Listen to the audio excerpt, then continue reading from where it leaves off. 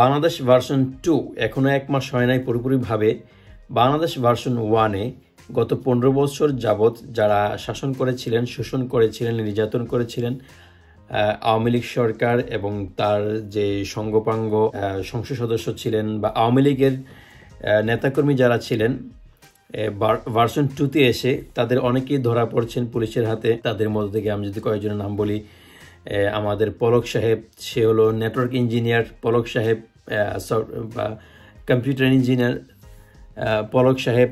তার যে চিন্তা বা এই আন্দোলনের সময় যে কথাগুলো বলেছিল বা যেই ধরনের বক্তব্য দিয়েছিল যে ডেটা সেন্টার নিয়ে, আমি বিচলিত হয়ে গেছিলাম। বা আমার কাছে একটা মানে কি বলে সেটাকে, না আমি একজন সফটওয়্যার ইঞ্জিনিয়ার, অনেকদিন যাবৎ সফটওয়্যারে কাজ করছি, কিন্তু আমার নিজের কাছে মনে হয়েছিল না আমি কি পড়েছি বা কি কাজ করছি। সে একজন মন্ত্রী, সে দেশে নেটওয়ার্ক সব কিছু সামলাচ্ছে, আমার কথার সাথে বা আমার শিক্ষার সাথে, আমার বিদ্যার সাথে, আমি ভার্সিটিতে যা শিখেছি ওই তার সাথে তার কথার মিল নাই। ডেফিনেটলি তার জ্ঞান অনেক বেশি, সে যেহেতু মন্ত্রী।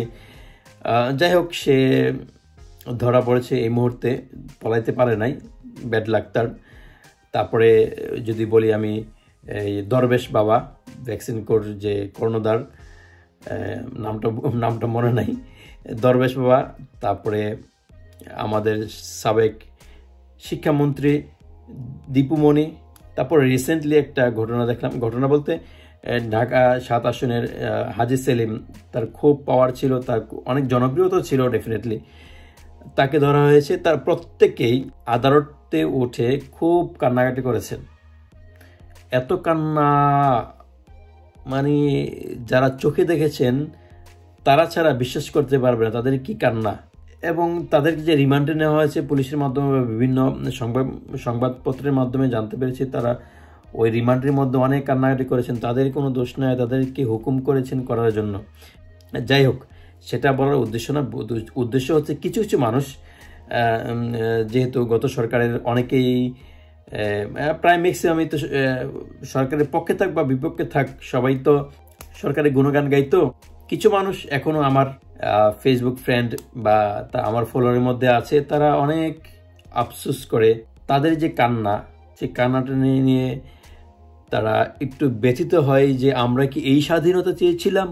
হ্যাঁ, ডেফিনেটলি এটা কখনোই কারোর জন্য কাম্য নয় যে পুলিশ ধরে নেবে, সে কান্নাকাটি করবে, তার বিচার হবে, কারোর জন্য সেটা কাম্য নয় সেটা। এবং আমার জন্য আমিও চাই না পুলিশ আমাকে ধরে নেক, আমি হাজত থেকে কান্নাকাটি করি বা আমি কোনো কর্মকাণ্ড করি, সেটা আমিও চাই না। এখন কথা হচ্ছে, তারা যে গত 15 বছর দেশ শাসন করেছিল, তাদের শাসন আমলে, তাদের নেতৃত্বে, তাদের ইন্ধনে, তাদের সহযোগিতায় হাজারো মানুষের জীবন গিয়েছে নির্মমভাবে, হাজারো মানুষ নিঃস্ব হয়েছেন, হাজারো মানুষ ঘুমের শিকার হয়েছেন। ইভেন আন্দোলন চলাকালীন সময় নিরস্ত্র, অসহায় এবং সাধারণ কচি কচি বাচ্চাদেরকে গুলি করে মেরেছেন তাদের কথায়। তাদেরকে ধরা হয়েছে, আদালতে এসে কান্নাকাটি করছে। তারা প্রায় 1000 স্টুডেন্ট সহ 1000 বা তার কম বেশি মানুষকে মেরেছেন তাদের কথার মাধ্যমে, তাদের ইন্ধনে। এখন তাদেরকে ধরার পরে আপনার তো কান্না কিসের, আপনার তো খারাপ লাগা কিসের? নিউটনের 3য় সূত্র অনুযায়ী প্রত্যেকটি ক্রিয়ারই একটা বিপরীত প্রতিক্রিয়া থাকে। তারা যে ক্রিয়াটুকু করেছেন তার প্রতিক্রিয়াটুকু তারা পাচ্ছেন, হয়তো অনেক অনেক বহু গুণে তারা কম পাচ্ছেন। তাদের মন চাইলে একটা মানুষকে ঘুম করে দিয়েছিলেন, একটা মানুষকে হত্যা করে দিয়েছিলেন, তখন তো কেউ কান্নাকাটি করেন নাই। এখন তাদের একটু কান্নার জন্য আপনার তো মায়া কান্না কেন? এখন আসি তারা কেন কান্নাকাটি করে। যে আদালতে এসে এজলাসে দাঁড়িয়ে বা ডিবির যে রিমান্ডে আছেন, তারা কেন কান্নাকাটি করে? তাদের কান্নাকাটির একটা কারণ হচ্ছে যে তারা 15 বছর যাবৎ বা তার অনেক আগে থেকেই তারা যে লাইফ লিড করে আসছেন, যে কোনো কিছুর অভাব নেই, জাঁকজমক যা ইচ্ছা তাই করতে পারছেন। হুট করে সেটা বন্ধ হয়ে গেছে এবং তাদের বসার জায়গা নেই, ঠিকমতো বসার জায়গা নেই, তাদেরকে কেউ সম্মান দিচ্ছে না, সালাম দিচ্ছে না, এবং ঘুমানোর একটা ঠিকমতো পরিবেশ নেই আমি যতটুকু জানি জেলের মধ্যে। সেই কারণে হয় তারা একটু আপসেট।